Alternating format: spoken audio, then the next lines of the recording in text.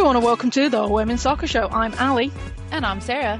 And we have got probably a first for the Women's Soccer Show this episode, which is we're not talking any games whatsoever. We're not going to give you any analysis into any games, mainly because there is a ton of international games happening this week and this weekend. But there's emphasis on that. It's happening this week and this weekend. So next week we will talk to you about games. Yeah, there was like one game last week, which is the first U.S. Women's National Team game. This week, they'll play, I don't remember. I believe they play Tuesday and then again on Friday, which means we will cover both of those games the following week, along with England and World Cup qualifier, Nations League, in other words. I do feel the need to say I do have a black eye. Everything's okay. I got it from playing American flag football. So if you're watching this podcast and you're like, is Sarah okay? I'm totally fine. And it's not even a good story. I got hit in the face with a hand. That is all. And not in a fight. But we have a great episode. I think, Allie, we were initially texting like, this is a slow week in women's football. But now I'm actually just really pumped about everything we get to dive into, because in the fast weeks, we talk about the games, which is really fun. And in the slow weeks, we get to dive into more news topics that have come up. And we're going to deep dive into the entirety of the Women's World Cup 2027 qualification process by region, in other words, by continent, and talk about how that works, who's qualified, who hasn't, when qualifications are, if they're not happening right now, so on and so forth. And yeah, UEFA's happening right now. The Oceania qualifiers are happening right now. I'm pumped to talk about it all. Yeah, I was like, it's a slow week. And then I was like, have you heard about this? Yeah. Allie was like, what about this tweet, this tweet, this tweet? But we got a lot. Yeah, no, it's big. It's big. So as Sarah alluded to, we are going to be talking about qualification, how each nation qualifies for the World Cup, because it's similar but different depending on where you are in the world. We're also going to got a few news stories that have hit mainly in England and English football. But we've got some stuff to talk about. So let's do it. So before we start talking about World Cup qualification, I brought Sarah a story and I really wanted to discuss it. So I was like insistent. And also I think this is a great topic to get us into everything. International break. Yes, international break. So there was an article and there's a lot by Tom Gary. I've been scouring Tom Gary. Tom Gary's been a busy man. And writing for The Guardian, right? Yes. And it was arguing about the fact that the way international break is currently set up isn't working for the women's game.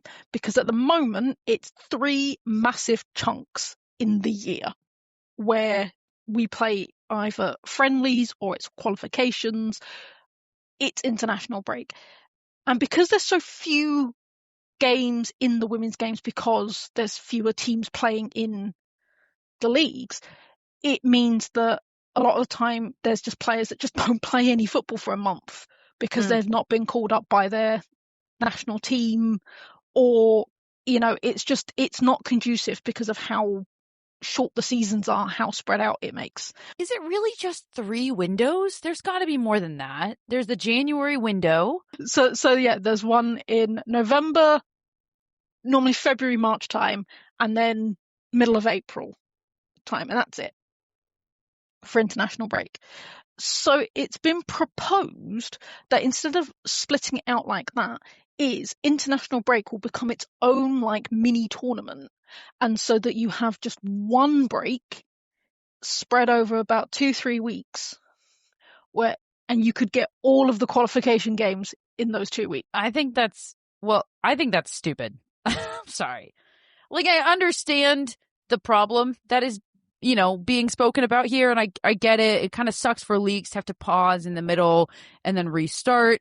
It's hard on international players who have to transition from club to country back to club. It's hard on players who don't play international.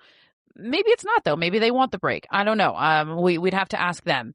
But to say that there would be one international window per year and you're basically playing like a mini World Cup every single year other than the year where you actually play the World Cup is absurd and ridiculous to me. And I also think it would make the level of the international game absolutely plummet. Like, you think about why club is so interesting for people to watch. It's because that team is together all the time. and you have enough time to get into the details of the tactics and everything. Can you imagine if this was a team that played together for 3 weeks once a year? Like, the level of international football would plummet. So I think it's a terrible idea. No offense, Tom. I think it sucks. I was gonna say I like it. I think it's a great idea. Also, because when you look at like players, for example, you take our Australian players who have to fly for over 24 hours 3 times a year, or in Australia for a week, if that, to play. When it's like the Asia Cup, that's a bit different because that is a huge tournament. But when it's like they're playing, and when we talk about it in around the world, Australia are just playing one match against Kenya this international break, and we are sending so many players to travel for over 24 hours to play this one friendly game to then come back. I think that's going to put so much stress on players' bodies.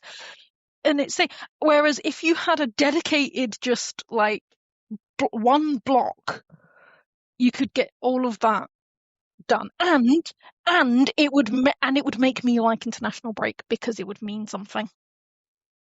I think it makes the World Cup mean a lot less. I think it makes the play level go down. I just think it would be terrible all around, honestly. I don't know what you have against international break. I like following the different windows also and seeing how each team is progressing. Who's being called into England camp? Who are the young players who are being given their first opportunities? It's also a chance to develop young talent because you develop at the domestic level, but you know what? When you get to the international level, you develop that much more. So if you have 3, even 4 windows a year where you're getting pulled up and you're playing with the cream of the crop, like the best of the best in your country, you're going to get better. So I just think all around the game would suffer. I think I get the problem you're trying to mitigate, but leave it as is. Just don't add anymore. Leave it as is. I like it when it means something. And I will say I've enjoyed international break more from a European point of view since the introduction of Nations League. I will say that because it means something. Also, we're playing a very similar level of opponent. What I didn't enjoy was when we were qualifying against nations that unfortunately didn't have the investment we did. And you know what? It's not fun to watch your team win 21-0. I'm sorry, but it's not for me because I'm like, and so, beating Latvia 20-0 was not a fun game for me because I'm just like, in the end, I just felt really bad for Latvia because they're doing that absolute utmost and thing. So now I enjoy it more because of the way they've restructured it. But it just was, for me, it was a lot of... You were also griping, though, about how you have only had games that mean something, and then Serena isn't experimenting with the team. Which I agree with. That's more of a gripe about how Serena is managing this, and less of a gripe about having friendlies that mean nothing so that you can. Yeah, because again, though, the friendlies we had that meant nothing was against teams of a very high invested standard and was enjoyable to watch. Like I said, it's not enjoyable for me to watch my team thrash some poor part-time team. No, of course not. It is enjoyable, like, for example, in like the first game of the World Cup, if you beat Thailand 12 or 13-0, that's enjoyable and totally warranted because it's the World Cup. But if it's a friendly or it's just qualifying, then I agree with you. Just to be clear here. That was such a specific example. Yeah, it was. So what do you think it came from? Just to be clear, you know where that came from, right? Yeah, so I was at that game. Yeah, I didn't. We've never talked about how you were at that game. Oh my God, you were at that game? What were your feelings? What were your feelings in real time? It got to the point where I was like, guys, kill it. Like, Thailand are dead. Kill it. Stop it. I was sitting in my office in New York on West 26th and 8th Avenue. 7th Avenue? I don't remember anymore. It's in the Flatiron. Doesn't matter. For those of you in New York, it does matter. And I had it up on my monitor. I did no work, obviously. And the amount of joy I was filled with every time we scored, it didn't decrease. It was the same joy in the first goal as it was in the 12th goal. And it was beautiful. Anyways, moving along. Shall we talk about how teams can join the World Cup and qualify for the World Cup? Let's do it. Let's get into it. Let's move it along here. So, speaking of the World Cup, we are just a mere 437 days at the time of recording from the start of the World Cup. That's just 1 year and 2 months for anybody who didn't want to do the maths. We've got a couple of teams that have already qualified. So, in honour of international break that is coming up, we are going to talk you through how each system, so that's like your CONCACAF, your Oceania, your UEFA, how they all work in terms of qualifications and what teams will need to do if they haven't already qualified. So first things first, Sarah, as you are our resident expert, who do we know has already qualified for this World Cup? So naturally, the host nation, Brazil, has qualified for the Brazil 2027 World Cup. Also, the Asian qualification system has already happened. We'll get into it. AFC, Australia, China PR, Japan, Korea, Republic, Wait, is this North Korea and South Korea? Yes, both of the Koreas. Hold on. I'll say the other other nation is the Philippines, but let's rewind here because I've always wondered this because in the 2010 Men's World Cup, North Korea had qualified. And I just still don't really understand how North Korea is qualifying for World Cups. Well, I used to work in sports travel. For anybody who listens, I've changed jobs recently and I work in medical travel. But I used to work in sports travel, and one of my jobs was to book for the North Korean ice hockey team for them to go to tournaments, and they would travel to Beijing. This is entirely surprising. And then we would get them from Beijing to wherever they were going. So I think the twice I did it, once was to Mexico and once was to Istanbul in Turkey. So they get escorted to Beijing, and then they go to wherever they need to go, and then they come back, and then they get escorted back to Pyongyang. Okay, so we're gonna have to deep dive into this. We're gonna deep dive at some point into, because they've qualified for the World Cup, so naturally we're gonna deep dive into them. But I'm gonna put this on the front burner here. They've also been in the top 10 of the world rankings, and the reason they were in the top 10 for so long is because they hadn't played a game for so long. And the only reason you go up and down, genuinely, the only reason you go up and down in these FIFA rankings is when you lose or win matches. So because they hadn't played a game in so long, they couldn't have a different points total because they hadn't won or lost. So they stayed in the top 10 for so long because they hadn't played. We're going to have to deep dive into this, Allie, in a later episode, perhaps next week. We can do 5 minutes on this. I would really love to. I'm fascinated. Okay, we'll do it next week. We will do a deep dive, and when I say we, Sarah is going to do a deep dive into the North Koreans. I'm gonna do a deep dive right when we end recording here. I'm so fascinated. Okay, so just to rewind here, that is who has qualified for 2027. It is Brazil, and then the qualifying teams from Asia. So for those who don't know, basically qualifying regions are divided by continents. So you have Asia, which is known as AFC, Africa, CAF, CONCACAF, which is North and Central America and including the Caribbean, CONMEBOL, which is South America, OFC, which is Oceania, UEFA, which is Europe.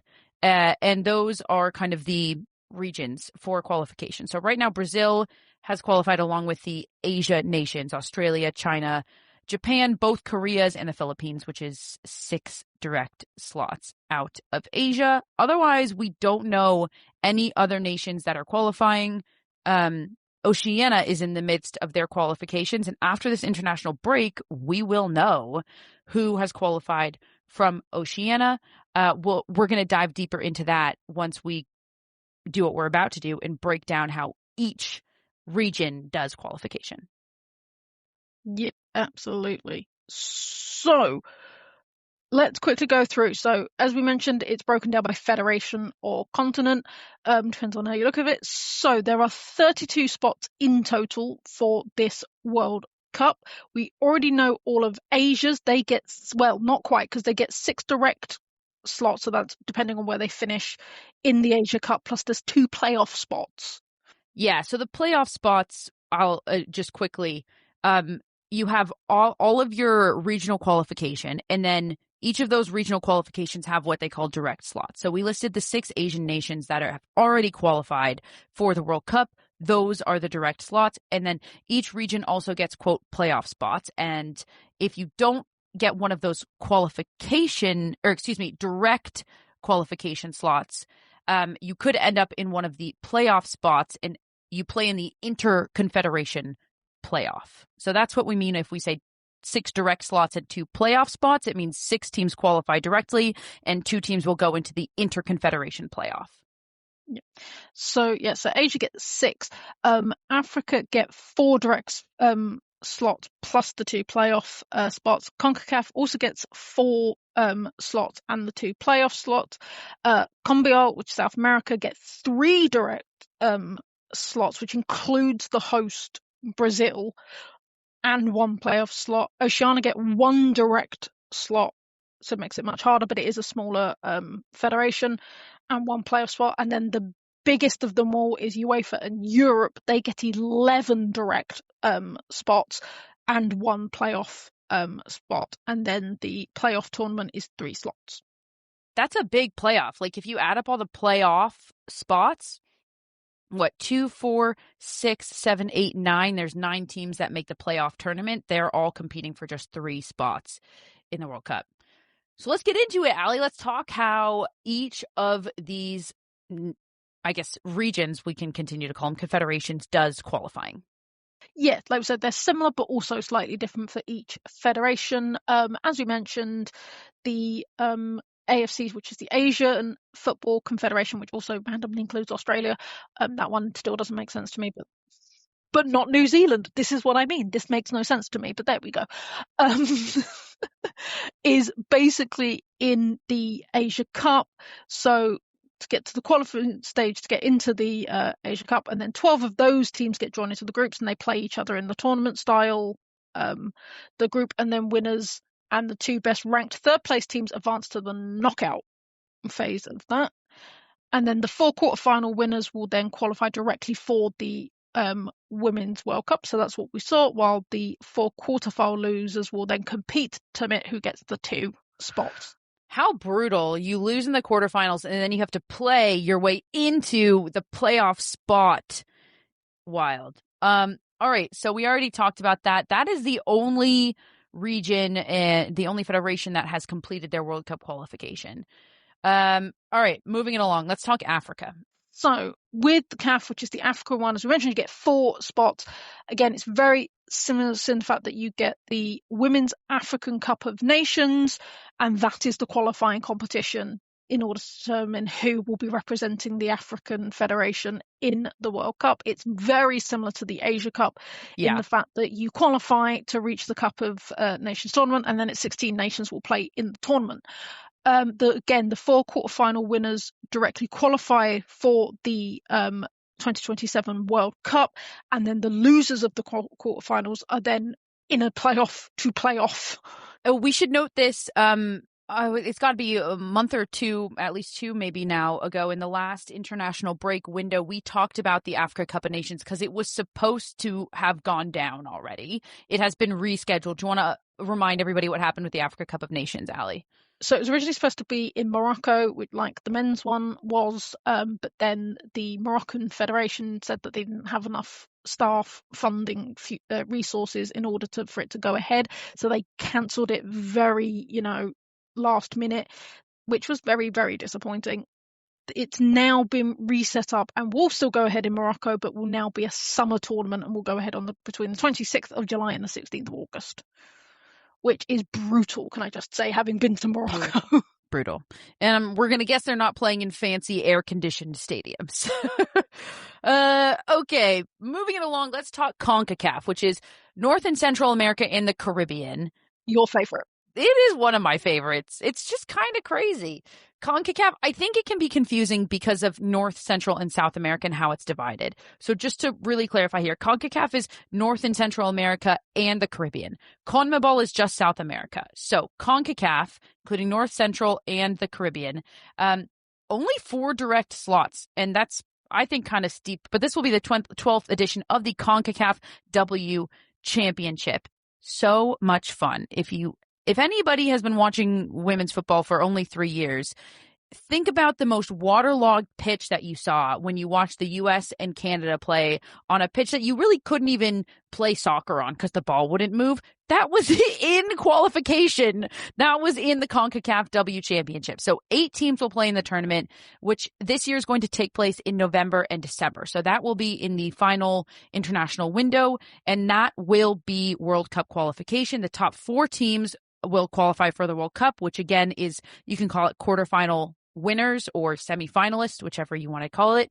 And then 2 additional teams will advance to the Intercontinental Playoff Tournament. I'll also note that this also serves as Olympic qualification for the CONCACAF region.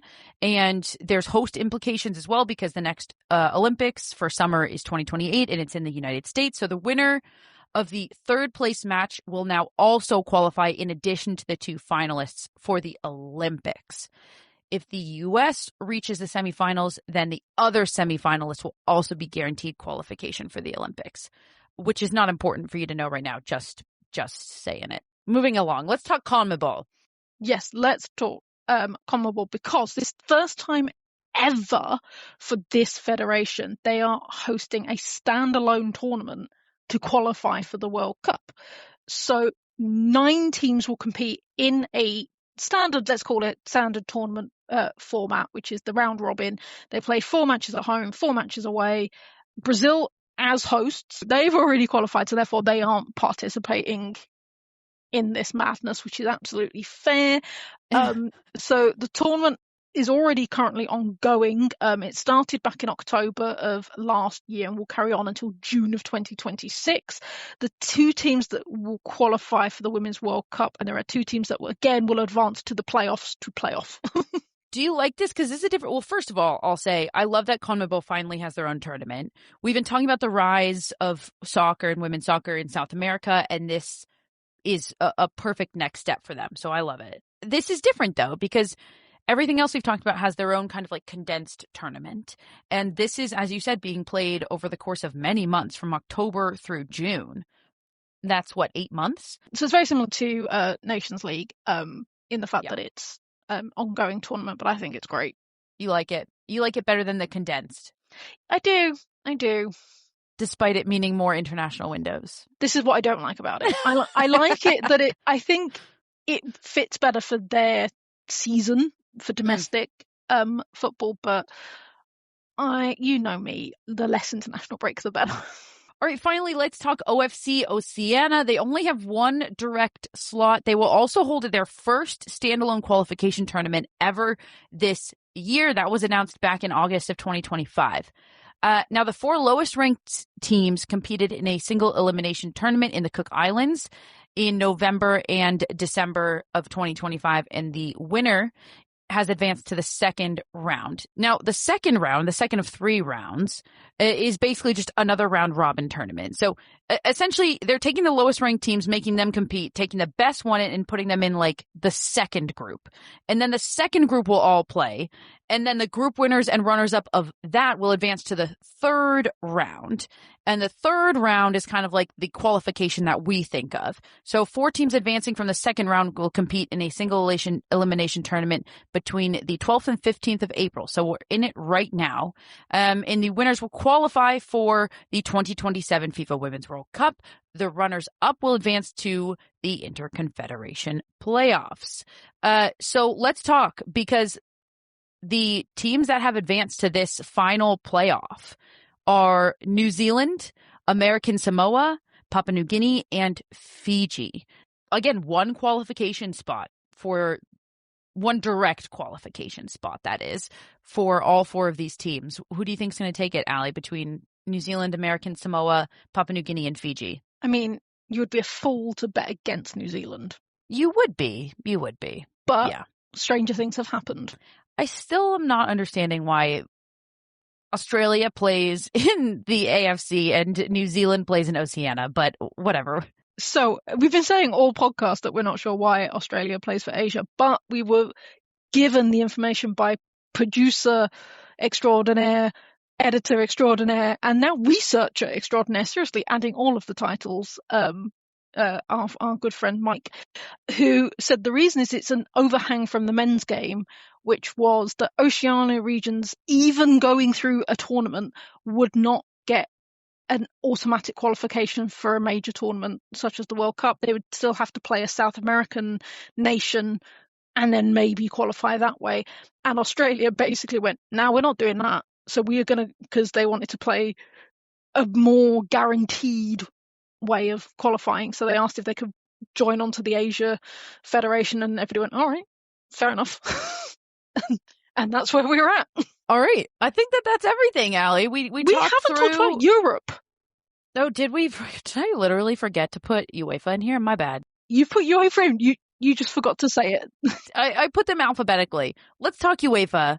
We've talked about this before, but take it away, Allie, because there's 11 direct slots. That's a lot. As of 2023, we know that UEFA holds their stand-alone qualification tournament to determine the European representatives at the Women's World Cup. It is otherwise known as Nations League, which I have made Allie explain many a time, and I'm going to make them explain it again here. You can do the short version of it, though. Okay, so the short version of Nations League is the fact that each country is ranked in either League A, League B, League C. Now, B and C play each other to get promoted to League A. League A is where you want to be in order to get qualified for major tournaments. You are then broken into a group stage, so that you have 3 other teams that you will have to play twice, home and away, and whoever is the top of each of those groups will get a direct, that's it, they're done, they've qualified for the World Cup. If you don't do that, if you finish second, you then have to play other second placed teams and a couple of teams from Group B in order to then guarantee your spot in the other qualification slots, as well as the playoff places. There we go. And that's also over an extended period of time. This is taking place from March 3rd through June 9th. So any international break, any games that are being played under UEFA, it's all part of qualification, which we will talk about in next week's episode when we talk about all of the games that have happened. And then the playoff tournament, we already talked about this, but obviously if teams don't qualify in those direct slots, they will go into that intercontinental playoff tournament. There are only 3 slots available. So I said it was 9. It's actually 10 teams. I did the math wrong. That will advance to this playoff tournament, and they'll just play in the tournament to determine which 3 of those teams actually get to qualify for the World Cup. All right. I'm happy we went over that. We always talk about qualification when we get to the World Cup, but we never actually get into the nitty-gritty of how everybody gets to qualify. So there we go. Let's go around the world. Around the world, around the world. International edition.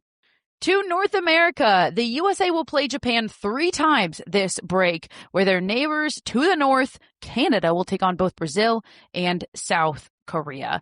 The U.S. played Japan already in their first game on April 11th. Their next game is April 14th, which was Tuesday, yesterday, if you're listening to this podcast on Wednesday when it drops. And then the final one will be on April 17th. To South America, and Brazil, as well as facing Canada, will take on Zambia. Elsewhere, round 6 and round 7 of CONMEBOL qualifications take place. Highlights include Argentina, who will take on both Venezuela and Colombia. And to Oceania, Australia have just the 1 match against Kenya. New Zealand, however, in the World Cup qualifier against Papua New Guinea. And in Europe, of course, it's Nations League. Republic of Ireland will take on Poland twice. Germany also have a doubleheader playing Austria, and Sweden will face off against Denmark and Serbia. And for you Lioness fans, England will take on Spain and Iceland, which we will discuss all next week. You tell yourself no one wants your college-era band tees, but on Depop, people are searching for exactly what you've got. You once paid a small fortune for them at merch stands. Now, a teenager who calls them vintage will offer that same small fortune back. Sell them easily on Depop. Just snap a few photos and we'll take care of the rest. Who knew your questionable music taste would be a money-making machine? Your style can make you cash. Start selling on Depop, where taste recognizes taste.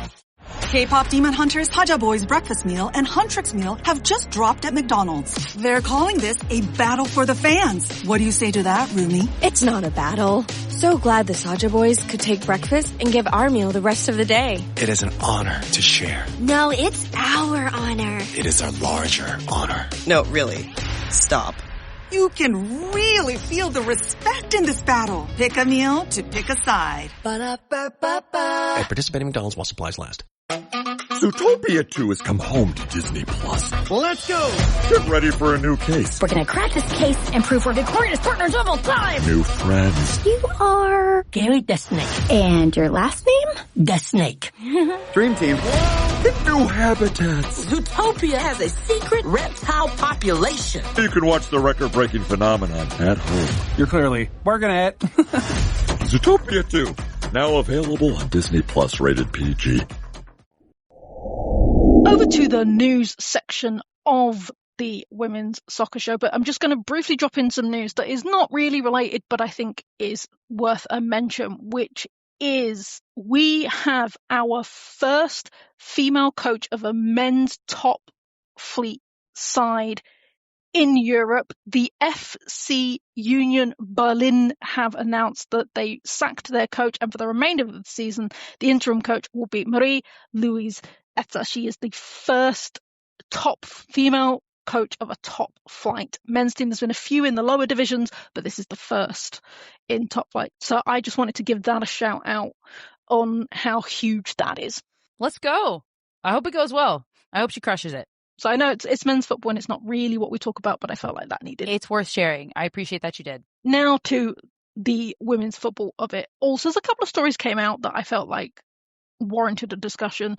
I think we'll probably talk more about the second story than the first, but as we have previously mentioned, it's accounting season. So this is the time when clubs will publish their accounts for the previous season about money they've, made, money they've lost, and they have to do that. And for me, the highlight is that in Tottenham, Daniel Levy, who used to be the chairman of Tottenham, he's now stepped down, was paid more at Tottenham than all 64 players and staff members that are associated to the women's side combined. So that's for last season when they finished 11th.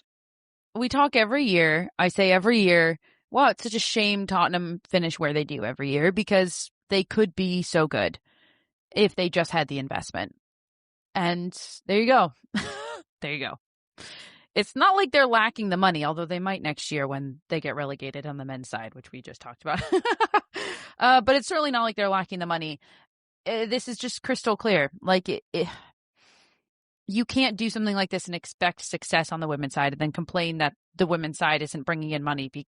You have to invest the money to bring in the money, period, the end. And, oh, God. Unfortunately, I'm not surprised, but if you're wondering why Tottenham haven't been able to compete with the Arsenals, with the Chelseas, with the Manchester Uniteds now, with the City, like, this is why. Yeah. So he was paid 5.76 million last year, and the total combined for Tottenham women was 4.3 million. Brighton spent 5 million. Manchester United spent 5.8 million. Arsenal spent 11.3 million, but Liverpool only spent 3.12. For how Liverpool are doing, that's pretty impressive. Well, that's what everybody said that, Matt Beard, God rest his soul, managed to do miracles on the shoestringest of shoestring budgets. Yeah, because of probably who he was and how he was able to recruit players who wanted to play for him. There's only so much you can do if players don't want to play for you, but you can work some magic if players love playing for you. Does that make you mad at Liverpool, though? Yeah, because I know how much they spend on their men's side. And their men's team won the Premier League. They won the Premier League that year. And you spent that minute. So I guess the argument here, because this article says that Tottenham women's team made a loss after tax of 2.83 million, similar to their 2.73 million loss in 2024.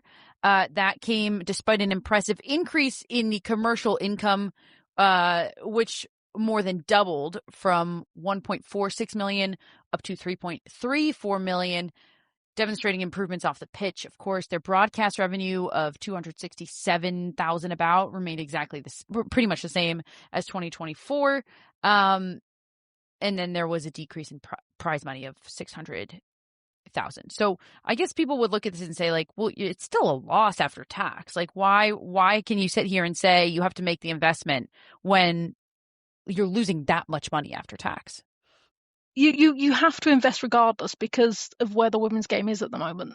So yeah, you may make a loss in the beginning, but you will make your money back eventually. Well, that's what I was going to say. This is not a short-term investment. And anybody who thinks it is right now is really short-sighted. Yes, the women's game's growing, but it takes a lot longer than this to actually grow to a point where you can invest and immediately see the return. Like, this is a long-term investment that you have to assume and trust and believe that will pay off in the long run. And the irony is that the more you invest, probably the faster you will start to see the return because you're going to push the game forward with that investment. But yeah, wow. All right, should we move it along to our other piece of news here?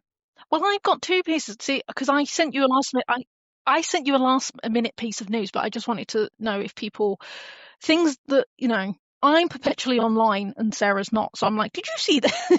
Is this the one about women's football in England at risk? A different one. We will talk about that one because that one we've got a lot to talk about. No, this one is the company that owns the majority of Bay FC. Oh, yes. We need to talk about this. Who I believe are called Base. I can't remember quite what they call themselves. Yeah, have bought Sunderland Women. Yeah, I had some thoughts about this when I saw it. I did actually see this. This is probably the one piece of news I saw. Wow. Okay, for those who don't know, Sunderland are in the WSL 2. Is that right, Allie? Yes, they're in the championship, to use the dead name, to use Allie's joke there. Oh, thoughts and feelings on that, Allie? I mean, maybe Michelle Kane has started a trend that you certainly are not a fan of. Okay, I'm a cynical person. I was having this conversation and my mother was like, I thought I was cynical, you're worse than me. I'm a very cynical person. Wow. And I personally think that a lot of these clubs, and we saw it and we're seeing it with Chelsea when we talk about accounts, is they are selling off assets so that they can then be in the black. And therefore, Mr. Taxman won't tax them as much for various things. And so we're starting to see this. Aston Villa did it, Chelsea have done it, and now it looks like Sunderland have done it. So they will still operate under the Sunderland name. They will still be part of the Sunderland family, but the day-to-day and the structure and the infrastructure will be run by the Bay Collective. Wait, so does this mean that financially they're still attached to the men's side or not? No. So basically the only thing that links them is the Sunderland name, and otherwise they're completely independent, which is correct, and not like Chelsea, which you previously mentioned, but Chelsea still operate attached to the men's club. But just under a different name. It's a whole very complicated situation. It's about tax dodging, but basically they're still under the parent club. Yeah, it's like Aston Villa, because Aston Villa sold off to a thing. So it's interesting because obviously the Bay Collective haven't gone for a WSL team. They've gone for a championship team, but it's a championship team that has got a lot of history because, Steph Houghton played for Sunderland, Jill Scott played for Sunderland, Beth Mead played for Sunderland, Lucy Bronze, Lucy Staniforth, like Jordan Nobbs. There's a lot of players that have come from that Sunderland academy. So it's it's interesting to me, I will say.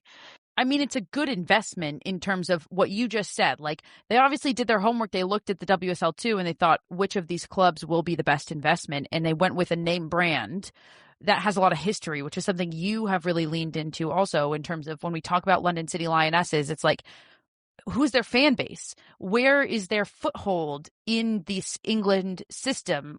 Because, like, let's just be honest, people grow up fans of a certain men's club, and they most likely will pick the same women's club. Maybe they won't, but they're probably going to pick a club that they know well, and London City isn't that. So Bay Collective has basically leaned into what you just said about that, Allie. Yeah, no, absolutely. And to be honest, I can see this is going to be the future of women's football specifically in England, I will say, but maybe we'll see it further on in the home nations and Europe, is that clubs want that will have that best of both worlds feel of the fact that you will have a club that is attached to your club if that's how you found football, but the financial burden is taken off that club and is being invested by an outside corporation. And that might be the best thing, if I'm 100% honest. As I've talked about before, when the men's team fails, what is one of the first thing that goes? It's the women's team. We saw it with Charlton. We've seen it with, Reading. We've seen it with Blackburn. We've seen it with so many clubs that the first thing that goes, we saw it with the original Lionesses, which was Millwall, and then they became London City. But we have seen that so many times. If this is a way to protect that, but you still have a club with an identity that will bring fans in, it might be the best of both worlds, to quote Hannah Montana. Yeah, I find this absolutely fascinating for many reasons. Number one, what you just said, which is we've kind of talked a lot about what happens in a league like the WSL, where it will kind of always be overshadowed by the men's club. I don't think this doesn't fully solve that, because they're obviously still operating under the same name, but perhaps the benefits of that, like you just said, are actually much greater than the downsides of it. And at a certain point, maybe it won't be in the shadows. I think I don't know. Right now, it's hard to look at the landscape of women's soccer and think like clubs that operate independently, like all of the NWSL clubs do, are better off or worse off than, for example, a Chelsea or a City that do operate underneath a larger men's club. There's benefits and there's downsides to both. This could be the best of both worlds, and this could get really messy. But I do think this is the trend going forward.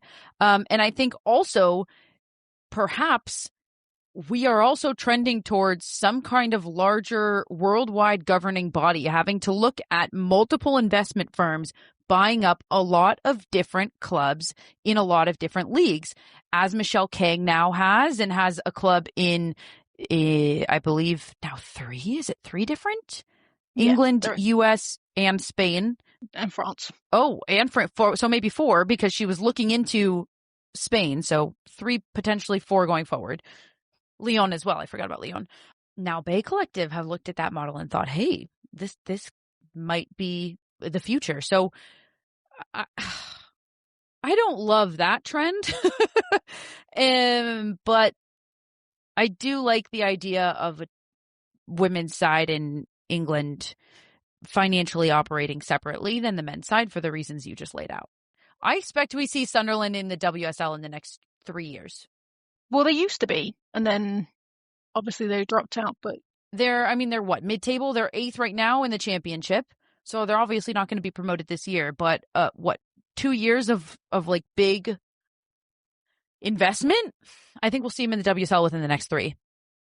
That's my guess. That's how massive this is. Should we move on to my third story? My third story that I brought you, because this one I have many thoughts and feelings about, which is why I saved it to last. So,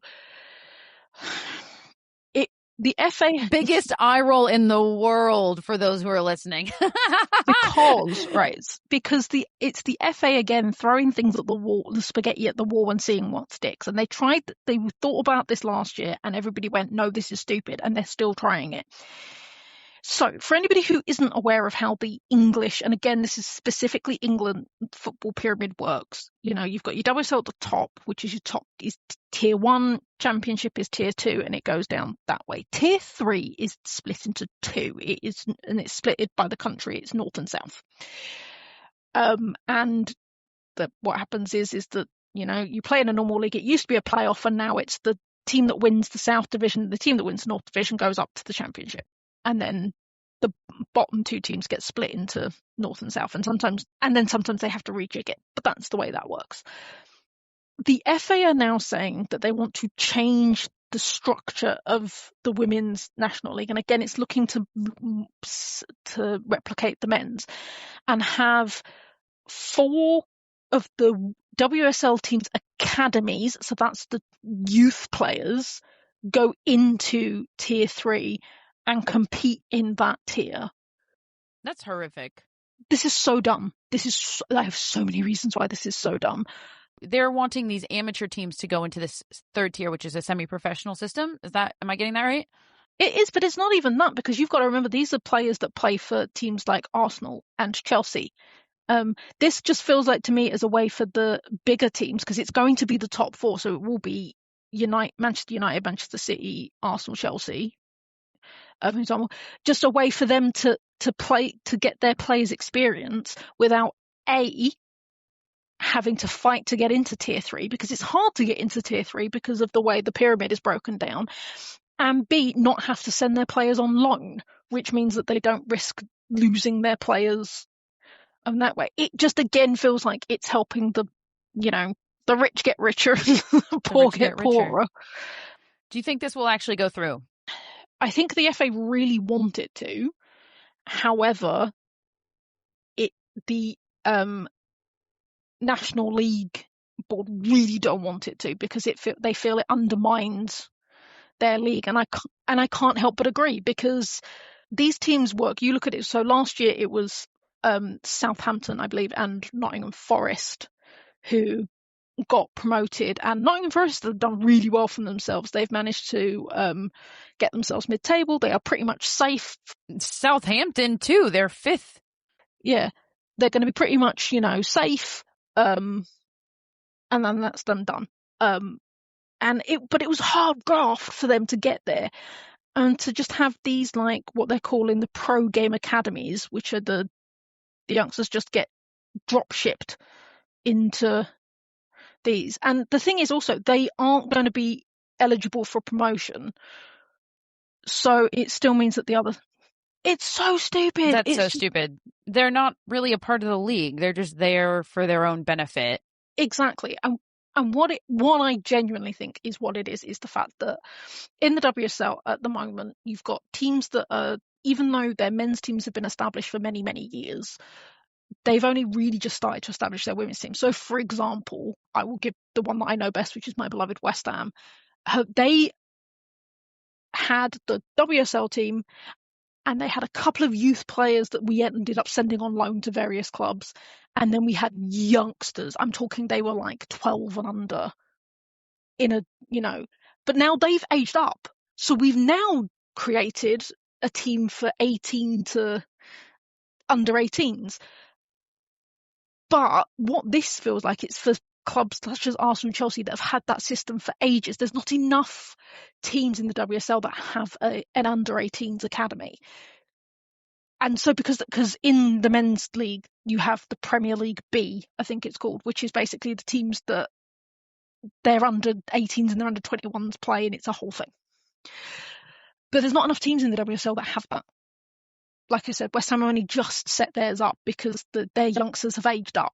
Yeah, but this isn't the solution to that. The solution is the FA basically saying, I totally agree. And it's a terrible solution, and it will undermine the third tier. The solution is to say, hey, to every club that's in the WSL by this year, like name a year, 2028, you have to have set up some form of an academy team so that they can create that same structure in the WSL. It's not to throw the ones that exist in the third tier. That's ridiculous. I don't know why they haven't made that rule, by the way. Why not just say, hey, by 2028, everybody has to have created, like a B team, basically. Because what they're scared of is that teams that don't want to spend the money will do a Blackburn and just put themselves in a lower tier where that doesn't count. Now coming back full circle to teams being linked to the men's side, because if you have an independent club that is fully just operating as its own entity, of course they're going to invest, because that's going to help in the long run. Yeah. Okay. Well, I hope this doesn't happen. I think it would be also ridiculous to undo then once teams do start developing. Like, for example, when other teams in the WSL do finally invest and develop that academy system that needs to be in place, you have to undo this whole thing. I was just thinking, shame on you, Arsenal and Chelsea. There we go. All right. What a wonderful episode this has been. Very informative, a lot of news. And next week, Allie, we continue to talk international break. Next week, we're going to get into the games of it all.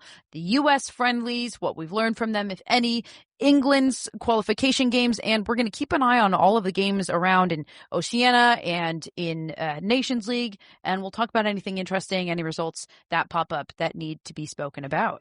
All right, and that's it for us here at the Women's Soccer Show. I've been Sarah. And I've been Allie. Thanks, everybody. Good night.